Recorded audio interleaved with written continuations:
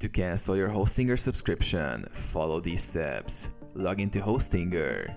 Access your Hostinger account by logging into the Hostinger website using your credentials. Navigate to billing. Once logged in, go to the account dashboard or profile settings. Look for the billing or subscription section. Find your hosting plan. Locate the hosting plan or service you wish to cancel. Click on it to view details. Initiate cancellation. Look for an option like cancel subscription or cancel renewal. Click on it to proceed. Select reason. Hostinger may ask for a reason for cancellation. Choose the appropriate reason from the options provided. Confirm cancellation. Confirm the cancellation request. Hostinger may prompt you to confirm once more to ensure you want to proceed with cancellation. Follow any additional steps. Depending on your subscription and Hostinger's policies, you may need to complete additional steps or confirmations to finalize the cancellation. Check confirmation.